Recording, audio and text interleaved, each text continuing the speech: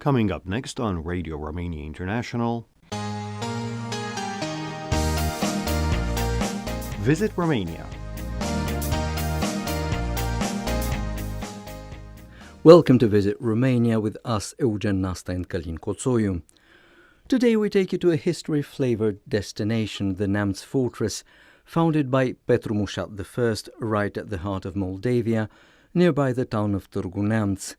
In 2009, the fortress was yet again open to visitors in the wake of the most recent restoration works performed in 2007-2008. The fortress welcomes you from its northeastern gate, built by Stephen the Great. You can get there having crossed a high-altitude bridge built on the ruins of the old one. In the old days, the fortress is said to have been covered in copper plates, just like the Orthodox churches. Eugen Cojocariu is the custodian of the Neamţ fortress. He will now be spinning the yarn of the fortress. Cetatea are un plan de patrulatier cu laturi inegale. La fiecare colț al patrulatierului se află câte un turn. The fortress has the shape of a quadrangle with uneven sides. In each corner there is a defense tower, of which only the ruins can be seen today. But with a little bit of imagination, you can have the image of what the fortress used to look like in those days. Stephen the Great had a strategic bridge built, standing on 11 pillars, unique among Moldavia's medieval fortresses. Between the pillars, the connection is said to have been made with the help of stone arcades, while the height of the tallest pillar was 50 to 60 feet, that is, around 40 meters.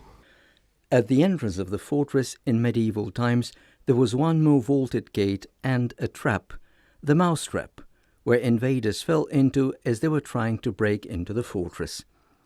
Thanks to its 3-meter thick walls, the fortress has survived several times attempts to set it ablaze and could still be used as a refuge and pocket of resistance. On some of the walls, traces of the flames can still be seen today. Here is Eugen Cojocariu once again, this time telling us what else we can see in the visiting rooms of the fortress. S-au câștigat 21 de săli de vizitare, în care sunt 21 visiting rooms were created, where all sorts of exhibits are on display, some of them authentic, while others are replicas. Neamţ fortress is still a ruin, but traces of domes, of halls, wall fragments were completed. In the Fortress Council and Trial Hall, where you can notice the existence of wood, that wood is not medieval wood. In the glass cases on display there are weapons, arrow points, ceramics, cannonballs, written records, and replicas. Hanging on the walls of the halls there are boards offering explanations about the history of the fortress, the history of medieval Moldavia.